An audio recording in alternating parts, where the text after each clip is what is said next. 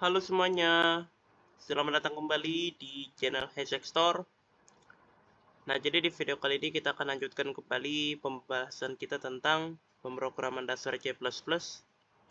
Oke, setelah kita mempelajari pustaka CMAT, alangkah baiknya kita mempelajari tipe data array terlebih dahulu ya teman-teman, sebelum kita mempelajari pustaka-pustaka lainnya yang ada di C++ ya. Nah, jadi kita kasih gambaran ya array itu seperti apa di video ini ya teman-teman. Jadi array itu seperti apa sih? Nah, jadi array itu kalau kita analogikan itu seperti rak buku ya teman-teman.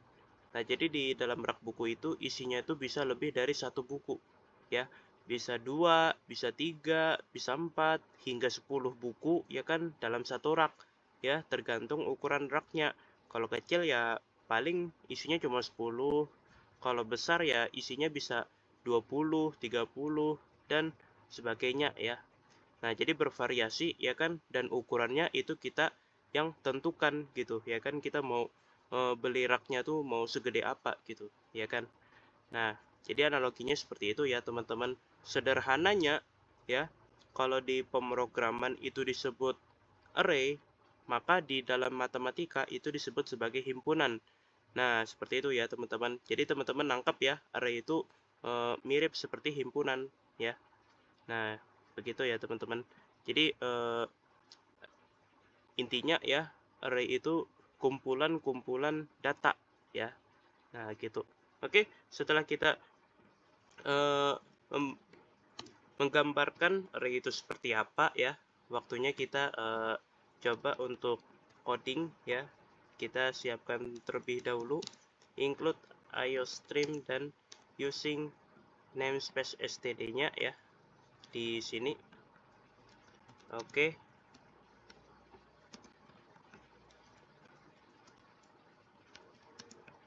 Nah, jadi setelah kita mengetahui array itu seperti apa, mungkin banyak di antara kita yang bertanya, terus gimana cara mendeklarasikan array gitu ya kan? Bukankah array itu bukan tipe data biasa yang hanya apa namanya, yang hanya seperti ini. Ketika kita pengen menulisnya, misal kita pengen nulis variabel test, ya udah gini doang, selesai ya kan. Nah, tapi kalau array itu beda ya kan, nggak seperti itu cara penulisannya ya. Nah, jadi gimana ya kan format deklarasinya? Nah, jadi format deklarasinya itu kurang lebih seperti ini teman-teman. Kita tulis integer, tipe datanya apa ya, kita tulis tipe datanya apa, kemudian kita tulis nama variabelnya ya. Nah, jadi nama variabelnya apa ya, misal tes seperti ini. Nah, kemudian setelah kita menulis nama variabelnya apa, jangan langsung nulis sama dengan, tapi kita tulis kurung siku seperti ini. Nah, di dalam kurung siku ini kita tentukan array-nya ini ukurannya berapa elemen. Misal kita pengen 10 elemen. Nah, maka ya kan kapasitas maksimalnya itu adalah 10 elemen. Berarti array ini itu nggak boleh lebih dari 10 elemen. Kalau misalnya lebih dari 10 elemen, dia bakal error ya. Nah, sama seperti rak buku ya. Kalau misalnya udah full nih ya kan, raknya udah full nih ya kan, 10 buku ya kan, mau kita mau kita tambahkan satu buku lagi misalnya ya kan, itu kira-kira apa yang terjadi? Yang terjadi ya kan di apa ya, gimana gitu ya kan cara masukin satu buku tersebut ke dalam rak yang udah penuh, gimana gitu, nggak bisa gitu ya kan, mau kita paksain juga gimana gitu loh ya kan. Nah, tetap gak bisa gitu loh ya kan. Nah, seperti itu ya. Nah, makanya dia bakal error ya. Jadi kita nggak boleh lebih dari 10 elemen gitu. Kalau kita udah nentuin 10 elemen di sini ya kan. Kalau kita pengen lebih dari 10 elemen ya ya udah tulis aja 20 misalnya ya kan kapasitasnya. Tentuin sebanyak mungkin gitu ya kan. Nah, tapi kalau misalnya cuma 10 ya ya udah ya kan, berarti nggak boleh lebih dari 10 gitu ya kan. Nah, jadi pokoknya ya kan 10 ini ya, nilai yang ada di dalam kurung siku ini itu adalah kapasitas maksimalnya ya. Kalau 10 ya berarti 10 elemen. kapasitas maksimalnya. Nah, jadi seperti itu ya teman-teman. Nah, kemudian kita tulis sama dengan, dan setelah itu baru deh ya kan kita tulis kurung siku di sini ya. Kok kurung siku sih, kurung kurawal ya. Nah, di dalam kurung kurawal ini kita sebutkan apa saja elemen-elemennya gitu ya kan. Nah, elemennya misalnya kita pengen nulis 1, 2, 3, 4, dan 5. Asumsikan ya, di sini kita cuma menyiapkan 5 elemen ya. Padahal kapasitas maksimalnya adalah 10 gitu ya kan. Tapi kita pengen nyiapin 5 elemen aja. Kira-kira boleh nggak? Jawabannya boleh banget ya kan. Selama jumlah elemennya itu masih tidak melebihi kapasitas ya, kapasitas yang ini, maka ya program akan aman-aman aja gitu ya kan. Jadi nggak harus di sini 10 berarti harus 10 elemen ya kan. Nah, nggak gitu ya, ya kan. Melainkan kalau misalnya di sini 10 ya berarti kapasitas maksimalnya ya berarti emang 10 gitu ya kan. Nah, jadi seperti itu ya teman-teman. Jadi aman aja ya kalau kita nulis sampai 5 elemen seperti ini ya teman-teman. Oh iya, di dalam array itu ada yang namanya indeks ya. Nah, jadi indeks ini merupakan posisi suatu elemen ya. Kayak contoh angka 1 ini ya, itu posisi keberapa? Posisi pertama, ya kan? Benar nggak? Posisi pertama ya. Nah, jadi ya kan indeksnya adalah pertama gitu ya kan. Nah, kalau yang kedua ya, itu berarti posisinya kedua gitu. Berarti indeksnya adalah indeks kedua gitu ya kan. Nah, dan seterusnya ya. Akan tetapi ya, uniknya ya, indeks ini ya, itu nggak dimulai dari angka 1, tapi dimulai dari angka 0 gitu ya kan. Nah, maka secara otomatis kalau kita pengen tahu nih ya kan berapa indeks dari 1 ini, maka jawabannya adalah 0 ya, bukan 1 tapi 0. Nah, seperti ini ya.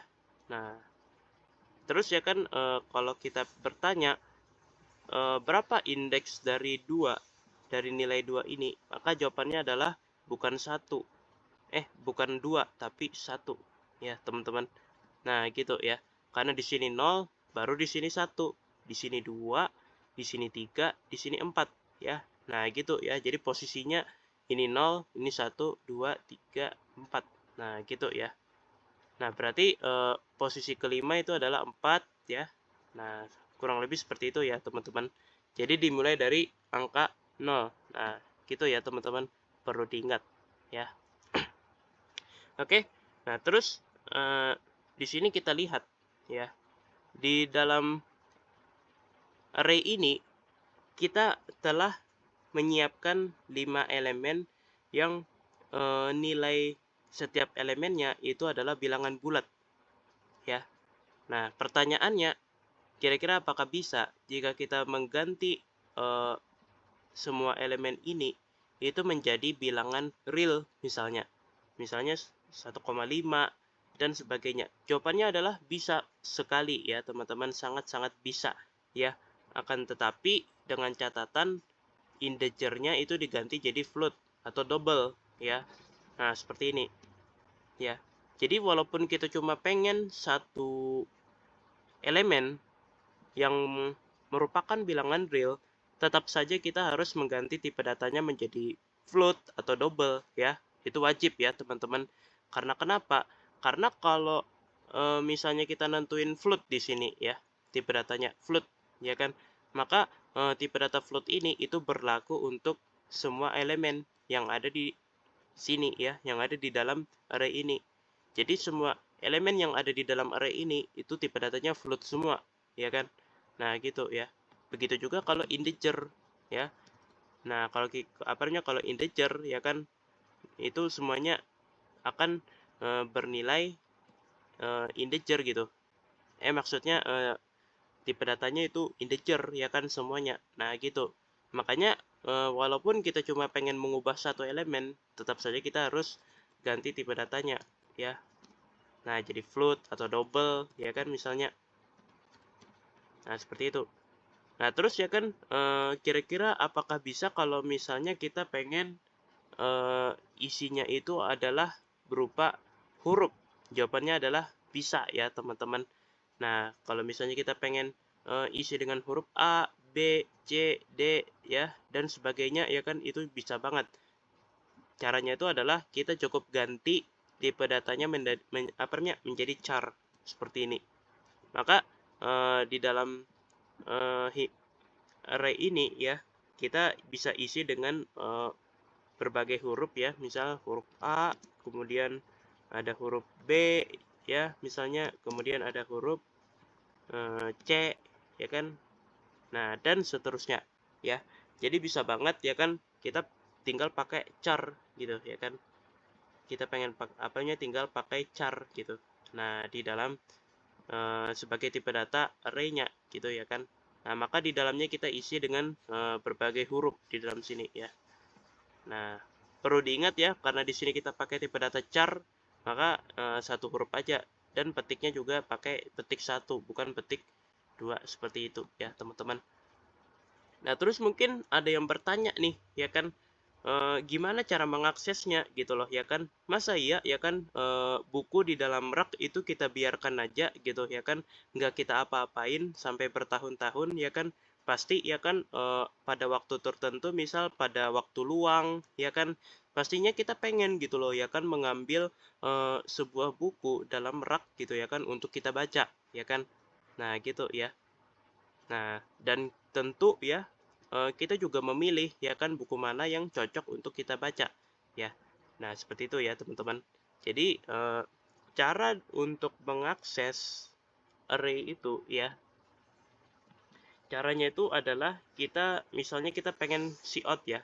Kita pengen kasih contoh ya kan, aksesnya tuh melalui out aja biar kelihatan gitu ya kan. Biar kelihatan kalau yang kita akses itu ternyata oh yang ini gitu ya kan. Nah, jadi caranya itu adalah kita tulis nama array-nya, misal tes ya. Kemudian kurung siku ya. Nah, kemudian kita tulis indeks ke berapa yang ingin kita akses. Misal kita pengen mengakses indeks ke 0, ya kan? Nah, berarti ya kan yang keluar nanti adalah A. Nah, kita lihat tuh. Yang keluar A, ya kan? Nah, terus ya kan kalau misalnya kita pengen ngakses C ya kan ya udah tulis 2 ya kan di sini karena indeks kedua itu adalah C gitu. Nah, gitu ya teman-teman. Nah, tapi kalau misalnya kita mencoba mengakses sesuatu yang sebenarnya itu nggak ada di dalam sini. Misal kita pengen mengakses indeks kelima ya.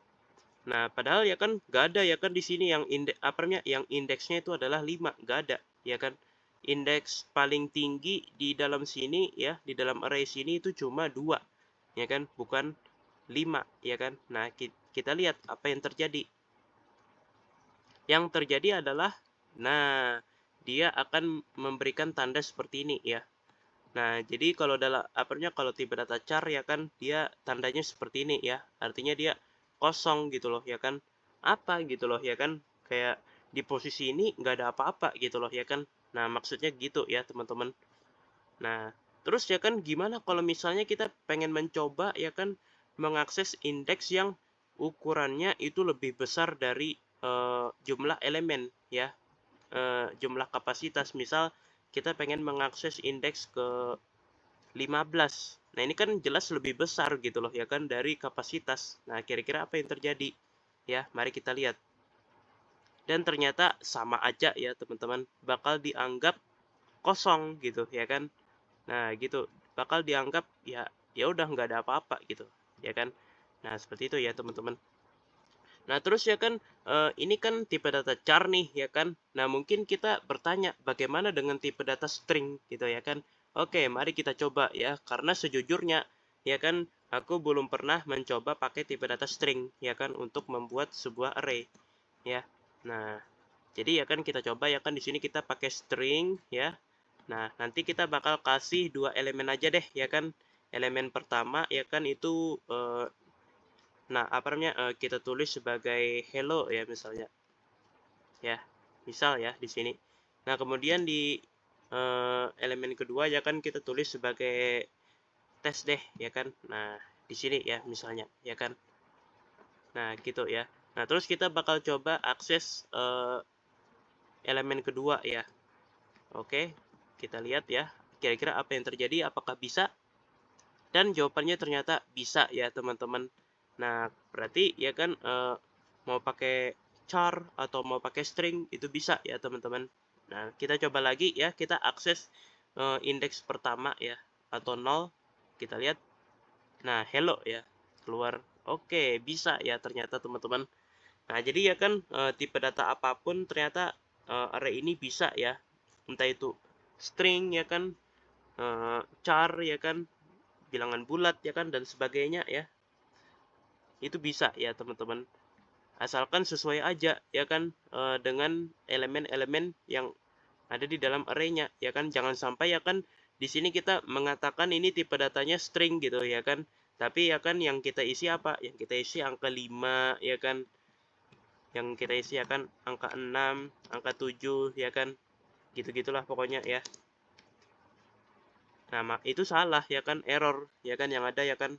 Nah, programnya akan error gitu ya kan, nggak ngerti gitu loh ya kan. Nah, jadi ya kan harus sesuai dengan tipe datanya ya. Jadi kalau string ya isinya string ya kan. Nah, walaupun cuma satu elemen ya, cuma satu elemen yang nggak sesuai, itu dia bakal tetap error. Misal di sini kita pakai string nih ya kan, dan ternyata beneran ya kan kita pakai eh, nilai berupa string ya kan, string berupa hello ya kan di sini. Akan tetapi ada satu elemen yang bukan termasuk string gitu ya kan. Nah, dia bakal tetap error gitu ya kan.